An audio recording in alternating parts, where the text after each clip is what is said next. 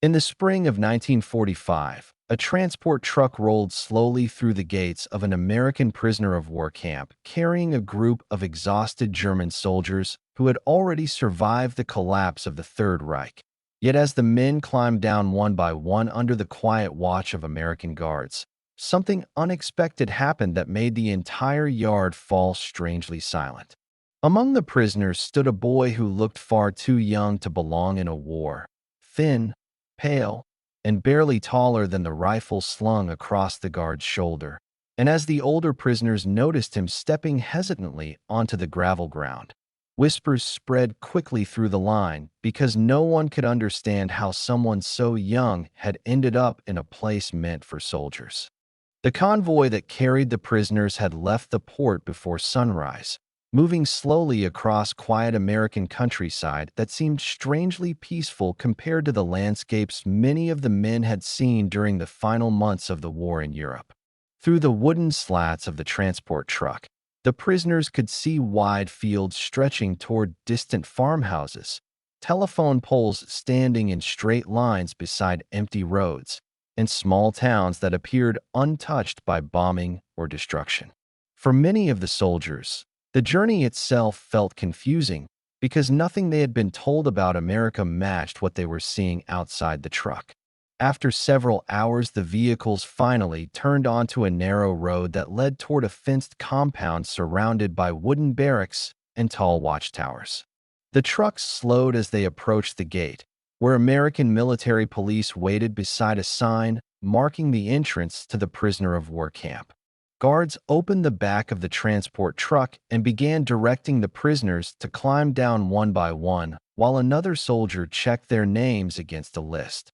The men stepped onto the gravel yard quietly, adjusting their worn clothing after the long journey and blinking under the bright daylight that reflected off the pale dust of the camp road.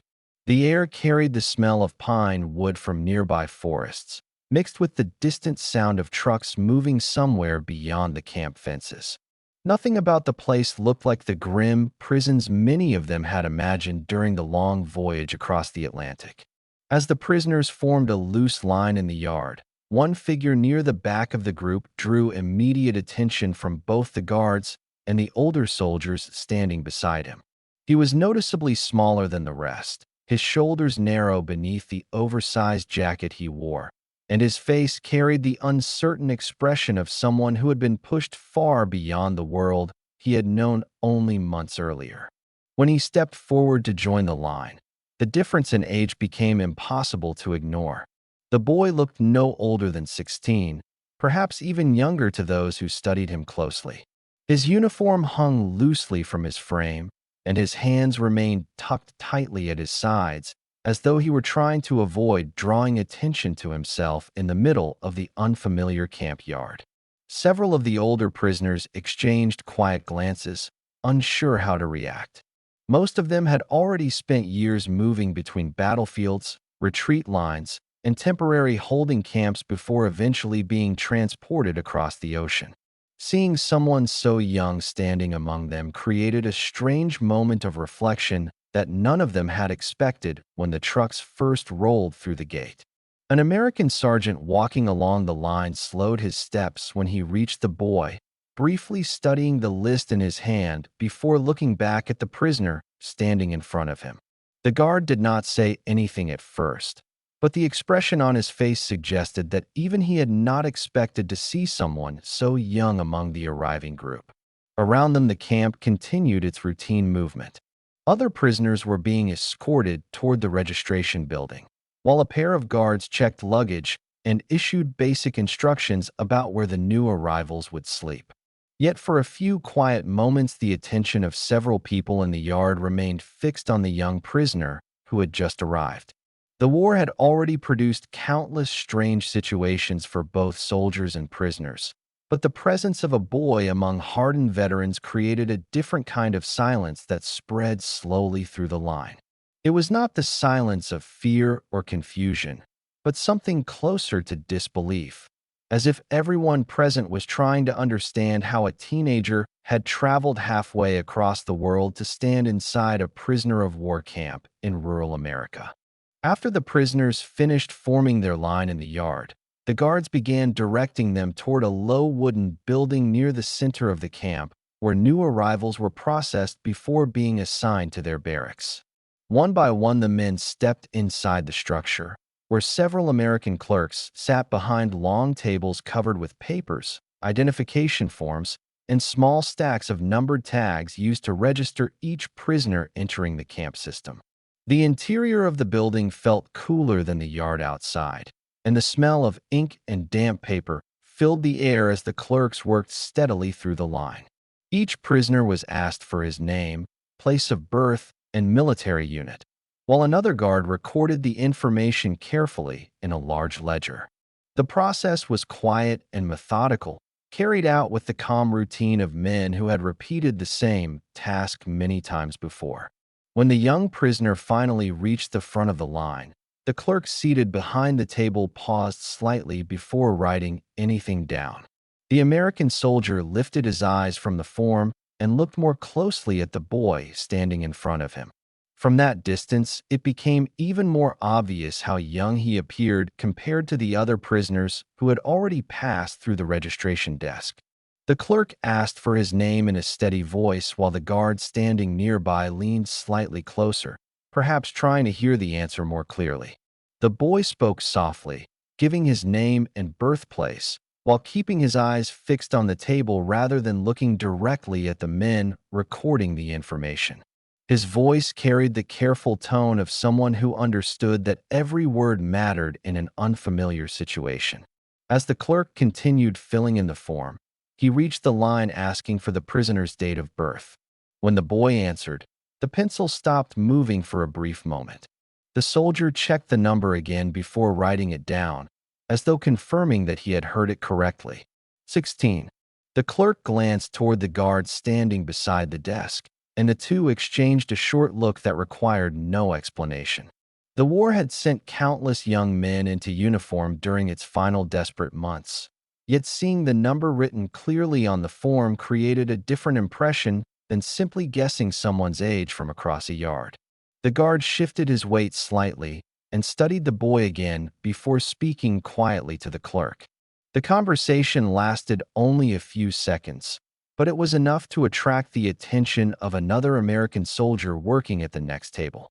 He leaned over briefly to look at the form before returning to his own paperwork with a small shake of his head. None of the guards raised their voices, and the registration process continued without interruption. Still, the moment had quietly changed the atmosphere around the desk. The young prisoner remained standing in the same place, while the clerk finished writing the final lines of the form and attached a small identification tag that would be used to track his records inside the camp.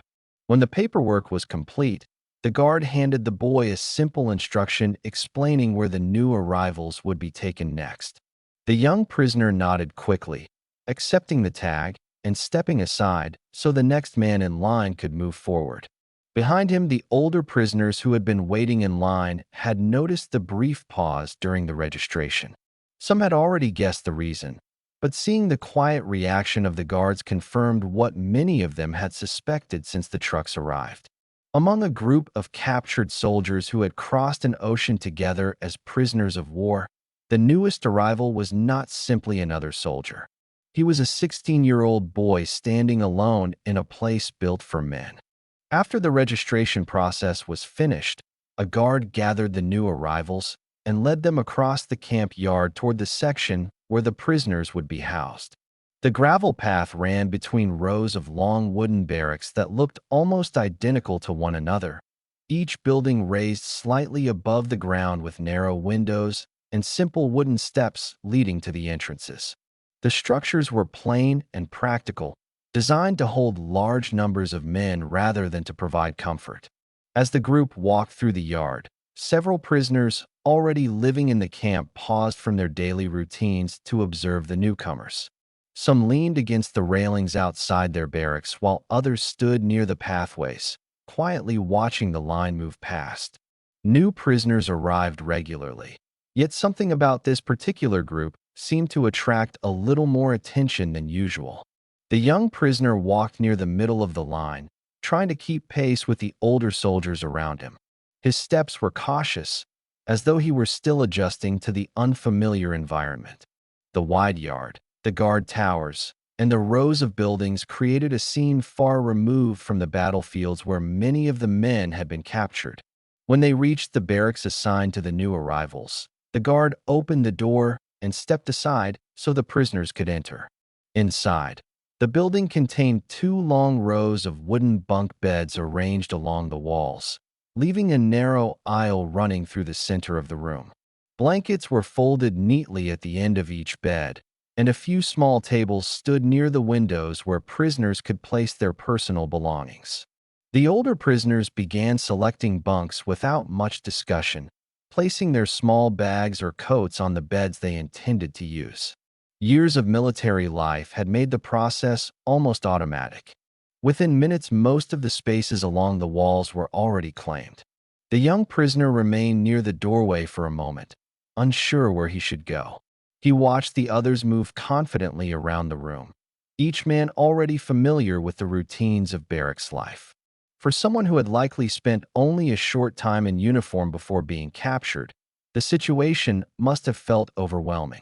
One of the older prisoners noticed him standing alone and gestured toward an empty bunk near the far end of the room. The boy hesitated briefly before walking over and placing his small bundle of belongings on the lower bed. The wooden frame creaked slightly as he sat down, testing the mattress as though unsure what to expect. Around him, the other prisoners continued settling into their spaces. Some adjusted the blankets, while others spoke quietly about the journey that had brought them across the ocean. The room gradually filled with the ordinary sounds of men arranging their belongings after a long trip. Yet despite the routine activity inside the barracks, the presence of the young prisoner remained noticeable. A few of the older soldiers glanced in his direction from time to time, perhaps reminded of younger brothers or sons who might have been close to the same age back home. Outside the window, the late afternoon light stretched across the camp yard, and the distant voices of guards and prisoners echoed faintly between the buildings. For most of the men inside the barracks, the moment marked the beginning of another chapter in their lives as prisoners of war. For the 16-year-old sitting quietly on the lower bunk, however, the experience must have carried a different weight. He had arrived in a place filled with strangers, far from the country he had left behind, surrounded by soldiers who had already endured far more of the war than he had. The barracks slowly settled into a calm silence as the men finished unpacking their few possessions. In that quiet room, the youngest prisoner in the camp sat among them, beginning to understand that his journey through the war had brought him to a place where childhood no longer seemed to belong. The following morning, the routine of the camp began early. Before the sun had fully risen above the line of trees beyond the fences, the sound of a metal bell echoed through the yard, signaling the start of another day inside the compound. Prisoners slowly stepped out of the barracks and gathered in small groups as guards organized the daily work assignments that kept the camp functioning. Some prisoners were sent to maintain the grounds inside the camp, while others were assigned to nearby farms where additional labor was needed. The system had been designed to keep the prisoners occupied while also supporting local agriculture that struggled with shortages of workers during the war. The new arrivals stood together in the yard while a sergeant read from a clipboard, calling names and directing each man toward the group responsible for a particular task. The instructions were brief and practical, and most of the prisoners simply followed the directions without asking questions. For many of them, work had already become a familiar part of life in previous camps before being transported to America. When the name of the young prisoner was called, the sergeant paused slightly before looking up from the list. The boy stepped forward from the line, waiting for instructions while the guards studied him for a moment. The difference in age between him and the rest of the men standing nearby remained obvious in the clear morning light. The sergeant exchanged a few quiet words with another guard standing beside him, glancing once more at the list in his hand. Instead of sending the boy with the prisoners assigned to field work outside the camp, The guard pointed toward a smaller group near the barracks that had been organized for lighter tasks inside the compound. The assignment involved carrying supplies between buildings, helping maintain the kitchens, and assisting with small repairs around the camp. It was work that required effort but did not demand the same physical strength needed for labor in the nearby fields. The young prisoner joined the smaller group and followed them toward a storage shed where several crates of equipment needed to be moved. The work began quietly, with each man lifting boxes or carrying tools from one building to another. The tasks were simple, yet they required careful coordination as the prisoners moved through the narrow pathways between the barracks. At first, the boy worked cautiously, watching the movements of the older prisoners before attempting each task himself. The others seemed to notice his hesitation but said little, allowing him to find his rhythm as the morning continued. Gradually, he began to move with more confidence, carrying smaller boxes and helping arrange supplies inside the shed. One of the older prisoners eventually stepped beside him and showed him a quicker way to stack the crates so they would not slide when more equipment was added on top. The advice was given quietly, without drawing attention from the guards supervising the work nearby. The hours passed steadily as the group completed one task after another. By midday, the storage area had been reorganized, and the tools needed for the camp's maintenance crews had been placed in proper order. The work itself was not extraordinary, yet the routine created a small sense of structure that helped the prisoners adjust to their new environment. For the 16-year-old, the assignment marked his first full morning inside the camp's daily system. He moved carefully through each task, aware that he was surrounded by men who had already endured far more of the war than he had. Despite the difference in age, the rhythm of the work gradually placed him among them as another prisoner contributing to the routine of the camp. From the guard tower at the edge of the compound, a soldier watched the group quietly as they carried the last of the equipment back toward the storage building. The scene looked ordinary from a distance, prisoners working under supervision in the calm American countryside. Yet among them walked the youngest man in the camp, slowly learning how to move through a world shaped by a war he had barely been old enough to fight. By the time the afternoon work ended, the routine of the camp had already begun to feel familiar to the new arrivals. The prisoners returned the tools they had used during the day and walked back toward the barracks while guards slowly organized the groups for the evening meal. The sun had moved lower in the sky, casting long shadows across the dusty pathways that ran between the wooden buildings. Inside the mess hall, the atmosphere remained calm and orderly.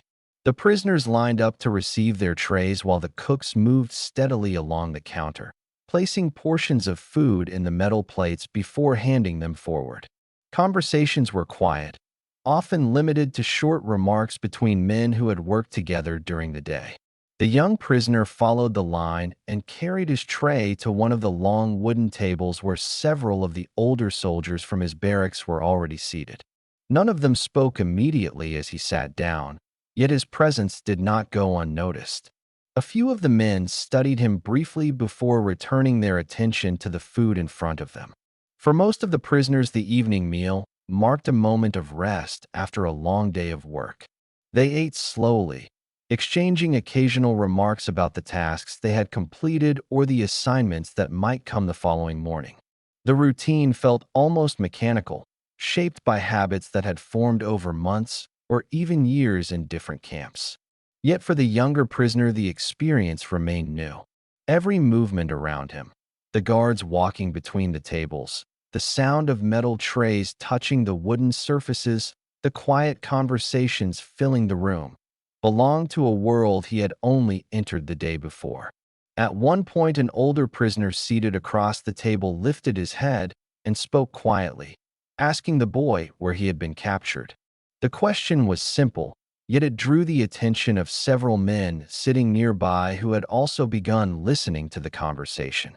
The boy answered carefully, explaining the circumstances in only a few words. His voice remained calm, though it carried the hesitant tone of someone still adjusting to the unfamiliar surroundings. The older prisoner nodded slowly, as if acknowledging that the war had placed many young people in situations they had never expected to face. No further questions followed. The conversation gradually returned to the ordinary topics that filled most evenings inside the camp. The men finished their meals and carried their trays back to the collection area before leaving the mess hall and walking out into the cooling evening air. As darkness slowly approached, the prisoners returned to their barracks where the quiet routines of the night began to settle over the camp. Some men wrote letters while others simply rested on their bunks after the day's work. Outside, guards continued their patrols along the fence line as the lights inside the buildings glowed softly through the windows. In the barracks assigned to the new arrivals, the young prisoner sat on his bunk while the room gradually grew quieter around him. The voices of the older soldiers faded as one by one they prepared to sleep, leaving only the distant sounds of footsteps outside and the occasional creak of the wooden structure. For the men who had already spent long months as prisoners, the evening felt like another ordinary night in the routine of camp life. But for the 16-year-old who had stepped through the gates only a day earlier, the silence carried a different meaning. He had arrived as the youngest prisoner among them, and even without anyone saying it directly, everyone in the camp had understood the same thing the moment he stepped down from the transport truck. A boy had entered a place meant for soldiers, and the quiet that followed his arrival had never fully disappeared. In the weeks that followed, the young prisoner slowly became part of the daily rhythm of the camp, working alongside men who had once stood on battlefields far older and harder than he had ever known.